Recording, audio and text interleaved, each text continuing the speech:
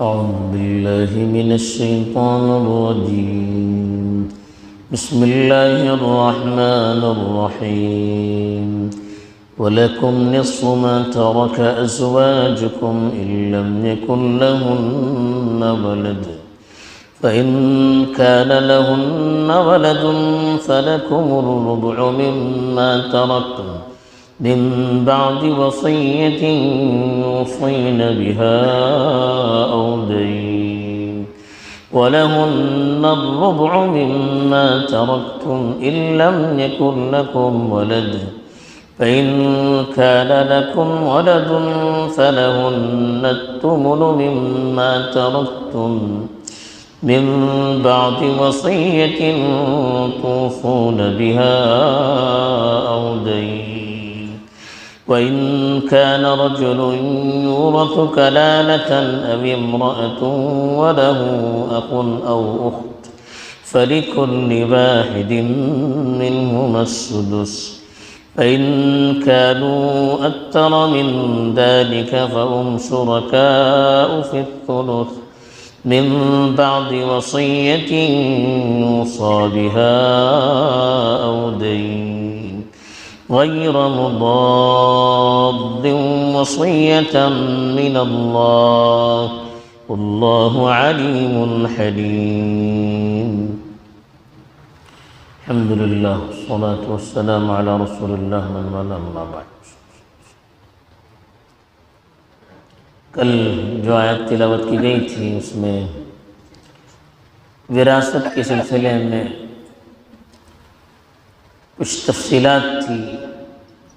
کہ آدمی مر جائے تو اس کی اپنی صلبی اولاد ان کو کیا وراثت ملے گی،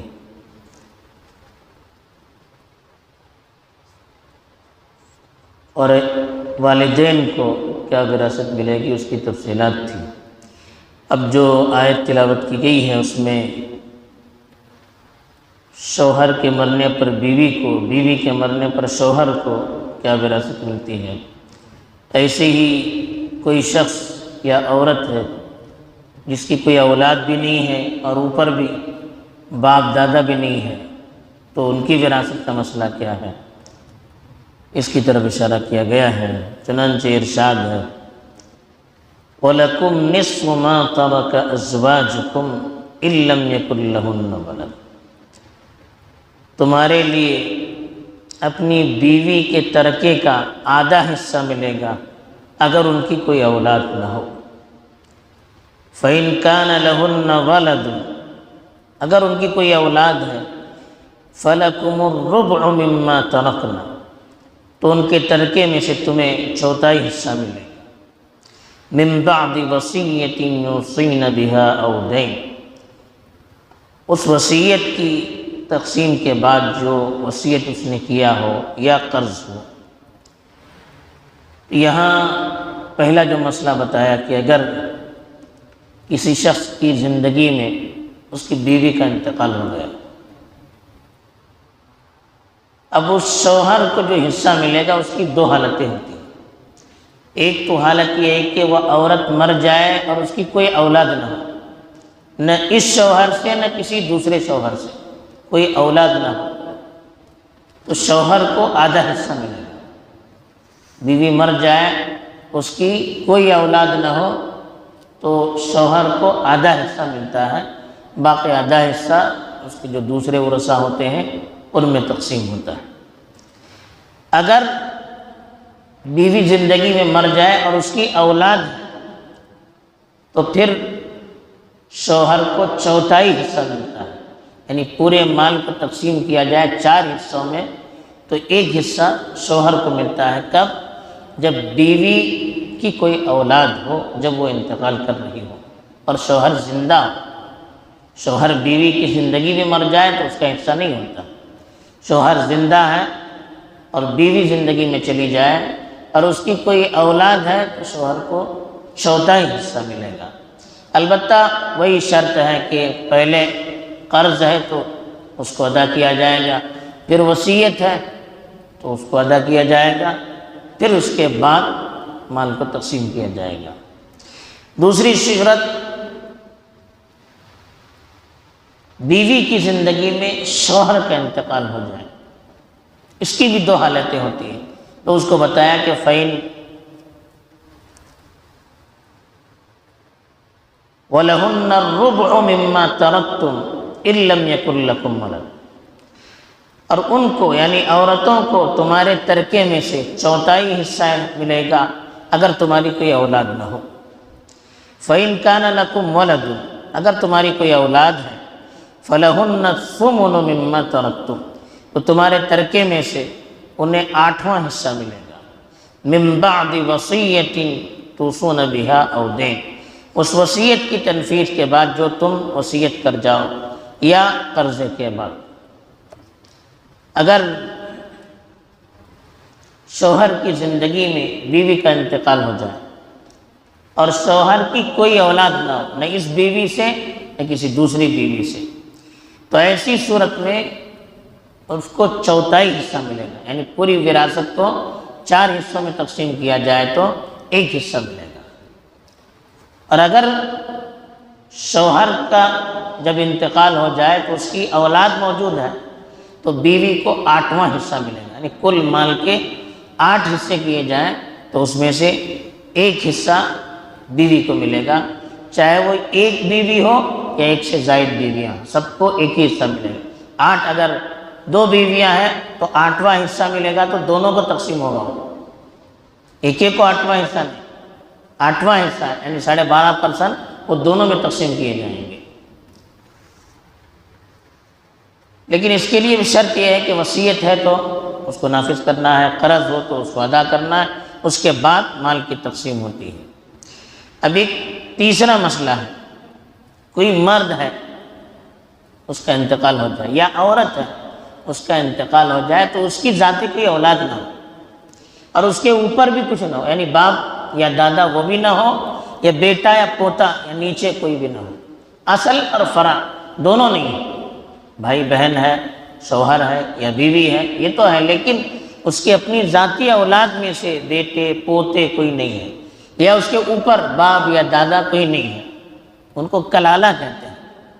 اس کے آگے پیچھے کوئی نہ ہو، تو ایسے شخص کی وراثت یا ایسی عورت کی وراثت کیسے تقسیم ہوگی اس کو بتایا۔ وَإِن كَانَ رَجُلٌ، اگر کوئی ایسا شخص ہے یورث کلالۃ، جو کلالے کو ترکے میں چھوڑتا ہے، او امرأۃ، یا ایسی کوئی عورت ہے جو کلالے میں چھوڑتا ہے، کلالے کا مطلب جن کی کوئی اولاد بھی نہ ہو یا باپ دادا بھی نہ ہو، نیچے بھی نہ ہو اوپر بھی نہ ہو، چاہے وہ مرد ہو یا عورت ہو۔ اب ان کی 2 صورتیں یہاں بتائی گئی ہیں اور 2 صورتیں آخری صورت میں بتائی گئی ہیں۔ تو پہلی صورت یہاں جو بتائی گئی کہ جن کے اوپر بھی کوئی نہ ہو نیچے بھی کوئی نہ ہو، لیکن وَلَهُ أَخٌ أَوْ أُخْتٌ، ان کی ایک بہن ہے یا ایک بھائی ہے۔ کون سے بہن بھائی؟ جو ماجائی شریک ہیں، یعنی جن کی ماں ایک ہو باپ الگ ہے، ایسے بھائی بہن ایک ہیں، یعنی ایک بھائی ہے یا صرف ایک بہن ہے، دونوں ساتھ میں نہیں، صرف ایک بھائی ہے یا ایک بہن ہے، وہ بھی ماجائی شریک، مطلب ماں دونوں کی ایک ہے باپ دونوں کے الگ ہیں، تو ایسی صورت میں اس کو سدس ملے گا، 6واں حصہ ملے گا۔ جس مرد یا عورت کے اوپر نیچے کوئی نہ ہو، ایک بھائی ہے صرف وہ بھی ماجائی، یا صرف ایک بہن ہے وہ بھی ماجائی، تو ایسی صورت میں 6واں حصہ اس بھائی یا بہن کو ملے گا۔ فَإِن كَانُوا أَكْثَرَ مِن ذَلِكَ، اگر ایک سے زائد ہو، مثلا ایک بھائی ایک بہن دونوں ساتھ میں ہیں،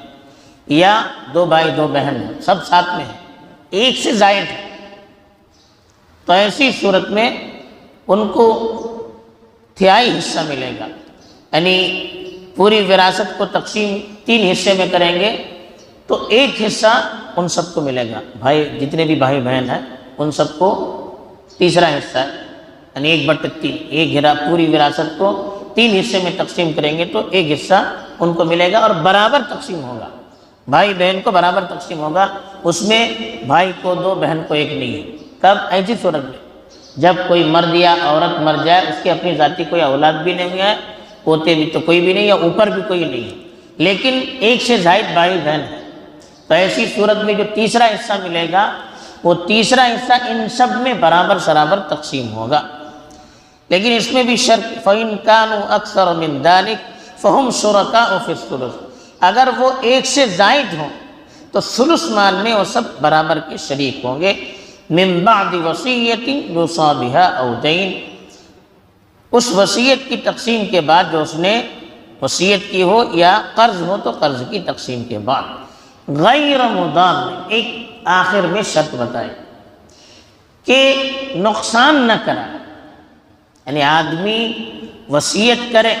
لیکن وصیت کرنے کا یہ مقصد نہ ہو کہ میرے ورثہ کو نقصان ہو جائے، ان کو زیادہ مال نہ ملے۔ مثلا کوئی ایک بھائی ایک بہن ان کو وراثت میں زیادہ مال ملے پسند نہیں، اس لیے وصیت کر دیں، اس نیت سے وصیت نہ کرے۔ یا قرض اس کو نہیں ہے، زبردستی اقرار کر رہا ہے میرا فلاں پر قرض ہے، وجہ یہ ہے کہ میرے ورثہ کو ذرا کم حصہ ملے، ان کو نقصان پہنچانے کے لیے زبردستی قرض کا اقرار نہ کریں، یا ان کو نقصان پہنچانے کے لیے زبردستی وصیت نہ کرے، یا 1/3 سے زیادہ کی وصیت زبردستی ان کو نقصان پہنچانے کے لیے نہ کرے۔ پھر اللہ نے کہا وصیۃ من اللہ، یہ جو تفصیلات بیان کی گئی ہے یہ اللہ کی طرف سے تاکیدی حکم ہے، جو کہا گیا ہے اس کے مطابق کرنا ہے، اپنی طرف سے کمی بیشی نہیں کرنی چاہیے۔ واللہ علیم حلیم، اللہ تعالیٰ ہر چیزوں کو جاننے والے ہیں، جو اس نے حصے مقرر کیے ہیں اس کو معلوم ہے اس کو کتنا ملنا ہے، کیا فائدہ ہے کیا نقصان، یہ اللہ جانتے ہیں۔ اب ہم اپنی طرف سے اس میں کمی بیشی نہیں کریں گے۔ حلیم، وہ بردبار ہے، متحمل ہے، ہم سے غلطی بھی ہو جاتی ہے وہ جلدی پکڑ نہیں کرتا، اس کا یہ مطلب نہیں کہ وہ پکڑ سکتا ہے، لیکن اللہ تعالیٰ کی ذات بڑی متحمل ہے، بہت سی چیزوں کو اللہ تعالیٰ برداشت کرتے ہیں تاکہ بندہ سنبھل جائے اور موقع اس کو مل جائے۔ بہرحال ان دو آیات کے اندر وصیت کے سلسلے میں مختصراً جو قریبی رشتہ دار ہیں اور جو عام طور پر جن سے سابقہ پڑتا ہے ان کے کیا حقوق ہیں، ان کے کیا حصے ہیں، اس کو تفصیل سے اللہ نے بیان کیا ہے۔ اللہ تعالیٰ ہمیں صحیح سمجھ عطا فرمائے اور شریعت کے مطابق تقسیم کرنے کی توفیق دے، آمین۔ وآخر دعوانا الحمدللہ۔